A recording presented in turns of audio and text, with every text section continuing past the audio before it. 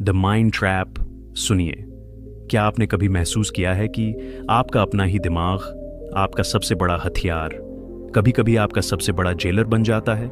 वह आपको अतीत के पन्नों में दफन कर देता है या भविष्य की अनिश्चितताओं की एक ऐसी भूल भुलैया में धकेल देता है जिसका कोई छोर नजर नहीं आता। आप वहां फंसे रह जाते हैं अपने ही विचारों के जाल में। यही है द माइंड ट्रैप, मन का जाल। और अगर आप यहाँ हैं, अगर आप यह आवाज सुन रहे हैं, तो इसका मतलब है कि आपने इस जाल को महसूस किया है। आपने उस आवाज को सुना है जो लगातार आपसे कहती है, तुम नहीं कर सकते, पर्याप्त नहीं हो, क्या होगा अगर असफल हो गए। यह आवाज किसी और की नहीं है, यह आपके अपने मन की ही गूंज है, जो समय के साथ, अनुभवों के साथ, डर के साथ इतनी मजबूत हो गई है कि सच्चाई बन गई लगती है। लेकिन मैं आपसे एक बात कहना चाहता हूं, यह सच्चाई नहीं है, यह सिर्फ एक भ्रम है, एक ऐसा जाल जिसे आपने खुद बुना है और जिसे आप खुद तोड़ सकते हैं। हम अक्सर अपनी सोच को अपनी पहचान मान लेते हैं। हम सोचते हैं, मैं यही हूं, मेरे विचार ही मैं हूं। लेकिन ऐसा नहीं है। आप बादल नहीं हैं, आप आकाश हो। बादल आते हैं, काले होते हैं, गरजते हैं, बरसते हैं और चले जाते हैं, लेकिन आकाश वहीं रहता है, विशाल, शांत और अछूता। आपका सच्चा स्वरूप वह आकाश है, न कि वे बादल जो कभी कभी उसे घेर लेते हैं। ये जाल तब बनना शुरू होता है जब हम बादलों को ही अपना सब कुछ मान लेते हैं। इस जाल की दीवारें कई तरह की हैं। एक दीवार है तुलना की। हम हमेशा खुद की तुलना दूसरों से करते रहते हैं, उनकी सफलता, उनकी कार, उनका जीवन, और इस प्रक्रिया में हम खुद को छोटा, अधूरा महसूस करने लगते हैं। हम भूल जाते हैं कि हर इंसान का सफर अलग है। कोई 10 मंजिल की इमारत के ऊपर है तो कोई अभी पहली सीढ़ी पर चढ़ रहा है, लेकिन आप दोनों की यात्रा का अपना अपना मूल्य है। दूसरे की इमारत को देखकर आप अपनी नींव को कमजोर नहीं कर सकते। फिर है दीवार अतीत की फेलियर की, एक गलती, एक असफलता, और हम उसे अपने मन का स्थायी निवासी बना लेते हैं। हम उस एक घटना को अपनी पूरी कहानी बना देते हैं। क्या एक बार चलने में गिर जाने के बाद आपने कभी चलना छोड़ दिया? नहीं ना? तो फिर जीवन के दूसरे पहलुओं में क्यों? अतीत एक सबक है, एक शिक्षक है, सजा देने वाला जेलर नहीं। और सबसे मोटी दीवार है भविष्य का डर। क्या होगा अगर? ये छोटा सा वाक्य हमारी ऊर्जा, हमारे उत्साह, हमारे वर्तमान को निगल जाता है। हम एक ऐसी आपदा की कल्पना में जीने लगते हैं जो शायद कभी आए भी नहीं। हम कल्पना के डर से वास्तविक जीवन में पंगु बन जाते हैं। याद रखिए, भविष्य पर आपका पूर्ण नियंत्रण कभी नहीं होगा, लेकिन वर्तमान क्षण पर हो सकता है, और वर्तमान के हर क्षण का सही उपयोग ही भविष्य की नींव रखता है। तो फिर इस जाल से बाहर कैसे निकला जाए? सबसे पहला कदम है जागरूकता। बस अपने विचारों को देखना शुरू कीजिए, बिना उन्हें जज किए, बिना उनसे चिपके। जैसे कोई बादल आकाश में तैर रहा हो, बस उसे आते जाते देखिए। जब आप ऐसा करेंगे तो आपको एक अद्भुत शक्ति का एहसास होगा। आप पाएंगे कि आप और आपके विचार अलग अलग हैं। आप वह हो जो विचारों को देख रहा है, न कि स्वयं विचार। यही पहली चाबी है इस जाल की ताला खोलने की। दूसरा कदम है वर्तमान में जीना। अपनी सांसों पर ध्यान दीजिए, अपने आसपास की आवाजों को सुनिए, अपने हाथों को महसूस कीजिए। यह शरीर, यह सांस सिर्फ इसी पल में मौजूद है। जब आप पूरी तरह से वर्तमान में होते हैं तो अतीत का अफसोस और भविष्य की चिंता दोनों गायब हो जाते हैं। वे सिर्फ विचारों के रूप में एग्जिस्ट करते हैं, वास्तविकता में नहीं। और तीसरा, सबसे महत्वपूर्ण कदम है करुणा। अपने प्रति दयालु बनिए। आप मानव हैं, परफेक्शन की मशीन नहीं। आपसे गलतियां होंगी, आप डरेंगे, आप कभी कभी हार मान लेंगे, पर इसमें क्या बुराई है? खुद को वैसे ही स्वीकार कीजिए जैसे आप हैं, बिना शर्त। जब आप खुद के सबसे अच्छे दोस्त बन जाएंगे तो फिर कोई आवाज, कोई जाल आपको हिला नहीं पाएगा। ये सफर आसान नहीं है, इसमें समय लगेगा, अभ्यास लगेगा। कई बार लगेगा कि आप वापस उसी जाल में फंस गए हैं, पर हर बार जब आप जागरूक होकर खुद को वर्तमान में वापस लाएंगे तो आप उस जाल की एक और सलाखें तोड़ रहे होंगे। एक दिन आप पाएंगे कि वह जाल जो कभी लोहे का बना हुआ लगता था, अब बांस की पतली खपच्चियों जैसा है, जिसे आप एक झटके में तोड़ सकते हैं। आपकी सोच आपकी दुनिया बनाती है। अगर आप सोचेंगे कि आप सीमित हैं तो आप सीमित रह जाएंगे। अगर आप सोचेंगे कि आप स्वतंत्र, शक्तिशाली और अनंत हैं तो आप वह बन जाएंगे।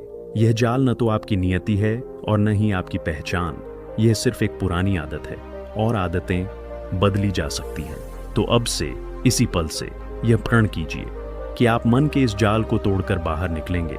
आप अपने विचारों के गुलाम नहीं, उनके मालिक बनेंगे। आप अपने जीवन के निर्माता बनेंगे, क्योंकि आप में वह शक्ति है, वह साहस है, वह ज्ञान है। बस अपने भीतर झांकिए और उसे जगा लीजिए। यह आपका जीवन है, यह आपकी कहानी है और अब यह आपकी स्वतंत्रता का समय है। इस जाल से बाहर निकलिए और अपने असली विशाल शक्तिशाली स्वरूप को जानिए, क्योंकि यह यात्रा अभी खत्म नहीं हुई है। वास्तव में यह तो बस शुरुआत है। अब हम उन ठोस जमीनों पर चलने वाले हैं जहां से आप अपने मन की दीवारों को गिरा सकते हैं। पहचान तो हो गई कि जाल है, अब उसे तोड़ने के उपकरण चाहिए और सबसे पहला, सबसे शक्तिशाली उपकरण है आपकी सांस। हाँ, वही सांस जो अभी भी चल रही है, बिना रुके, बिना थके। जब भी आपको लगे कि विचारों का तूफान आपको बहा ले जाएगा, बस एक पल रुकिए, आंखें बंद कीजिए और केवल 3 सांसों पर ध्यान दीजिए। बस 3। पहली सांस अंदर लेते हुए महसूस कीजिए कि हवा आपके नथुनों में कैसे प्रवेश करती है। दूसरी सांस के साथ महसूस कीजिए कि आपकी छाती और पेट कैसे फैल रहे हैं और तीसरी सांस बाहर छोड़ते हुए उसके शरीर से बाहर निकलने का एहसास कीजिए। यह कोई जादू नहीं है, विज्ञान है। यह आपके दिमाग को वर्तमान में वापस लाने का सबसे तेज तरीका है। यह आपको उस आकाश का एहसास दिलाता है जो आप हैं, बादलों से अलग। और फिर आता है दूसरा कदम, विचारों को चुनौती देना। जब आपके मन में कोई विचार आए, मैं ये नहीं कर सकता, तो उससे एक साधारण सा सवाल पूछिए, क्या यह पूरी तरह से सच है? जरा रुकिए और गहराई में जाइए। क्या सचमुच आप जीवन भर में एक भी ऐसी चीज नहीं कर सकते जिसे करने में आप अभी असमर्थ महसूस कर रहे हैं? शायद नहीं। फिर पूछिए, ऐसा सोचने से मैं कैसा महसूस करता हूं? जवाब मिलेगा, छोटा, कमजोर, निराश। और फिर अंतिम सवाल, अगर मैं यह विचार छोड़ दूं तो मैं कौन बन सकता हूं? इसका जवाब आपको शक्ति, संभावना और स्वतंत्रता की ओर ले जाएगा। ये छोटी सी प्रक्रिया, जिसे द वर्क कहा जा सकता है, आपके नकारात्मक विचारों की जड़ें हिला देती है। लेकिन याद रखिए, यह जाल सिर्फ आपके अंदर ही नहीं बुना गया है। बाहरी दुनिया, हमारा परिवेश, हमारे रिश्ते, हमारा काम, ये सभी इस जाल को मजबूत करने का काम करते हैं। जब कोई आपकी आलोचना करता है तो वह आवाज आपके मन में घर कर जाती है। जब समाज कहता है कि सफलता का मतलब सिर्फ पैसा और प्रसिद्ध है और आप उस पैमाने पर खरे नहीं उतरते, तो यह जाल और मजबूत होता है। तो इसका मतलब यह नहीं कि आप दुनिया से कट जाएं, बल्कि आपको एक मेंटल फिल्टर विकसित करना होगा। एक ऐसा छन्ना जो बाहर से आने वाली हर बात को, हर अपेक्षा को बिना किसी भावनात्मक लगाव के छान सके और फिर केवल उसे ही अपने अंदर आने दे जो आपके विकास के अनुकूल हो, आपके सच्चे स्वरूप के अनुरूप हो। यह आसान नहीं है, लेकिन असंभव बिल्कुल भी नहीं। और हाँ, एक और महत्वपूर्ण बात, करना से ज्यादा जरूरी होना है। हमारा समाज हमें हमेशा डूइंग मोड में रखता है। कुछ ना कुछ करते रहो, हर पल प्रोडक्टिव बनो।